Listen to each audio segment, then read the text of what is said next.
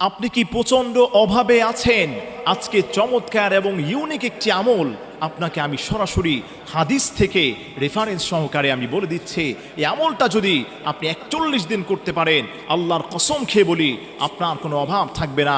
শেখ আহমদ সিরহিন্দি রহমতুল্লাহ আলাই ভারতবর্ষের একজন প্রখ্যাত আল্লাহর ওলি ছিলেন। তিনি তার আমল থেকে পাওয়া যায়, আল্লাহর কোনো গোলাম যদি ঈশার নামাজের পরে এই ছোট্ট আমলটা করতে পারে, আল্লাহ তার অভাবকে দূর করে দিবেন, পেরেশানি দূর করে দিবেন, রিজিকের মধ্যে বরকত দান করবেন। মেয়ের বিয়ে হচ্ছে না, আল্লাহ ব্যবস্থা করে দিবেন। সেই আমলটি হলো ঈশান নামাজের পরে আপনি জায়গায় বসে আপনি সুন্দরভাবে আপনি দোয়াটা করবেন, সুবহানাল্লাহিল আযীমি ওয়া বিহামদিহি আস্তাগফিরুল্লাহ।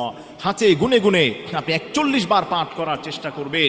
এভাবে করে আপনি 41 দিন যদি নিয়মিত করতে পারেন, আল্লাহর কসম খেয়ে বলি আপনার অভাব থাকবে না।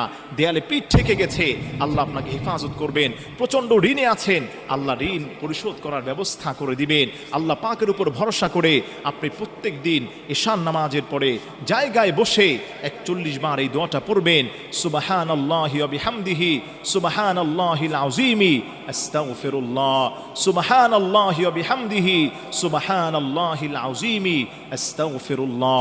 এই দোয়াটা আপনি 41 দিন 41 বার করে ঈশান নামাজের পরে পড়তে দেরি হবে। 41 দিনের মধ্যেই আপনি চমৎকার ফলাফল এর আগেই আল্লাহ পাক আপনাকে দান করবেন, যেই ফলাফল দেখে আপনি নিজেই অবাক হয়ে যাবেন। একজন সাহাবীর বর্ণনা থেকে পাওয়া যায়, আল্লাহর হাবিবের কাছে এসে বলেছিলেন, ইয়া রাসূলুল্লাহ, আমার কোনো আমলে আমার কোনো কাজে আমি তো বরকত পাচ্ছি না। ওগো আল্লাহর নবী, আপনি একটু আমাকে বলে দেন কোন আমল করলে আমার কামাই রুজিতে বরকত হবে, আল্লাহ পাক বরকতগুলো বাড়িয়ে দিবেন।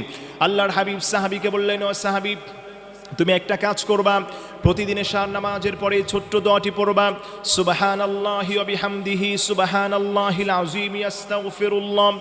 এই ছোট্ট দোয়াটি তুমি যদি 41 বার 41 দিন আমল করতে পারো, আল্লাহ রাব্বুল আলামিন তোমার অভাবকে দূর করে দিবেন, রিজিকে বরকত বাড়ায়া দিবেন।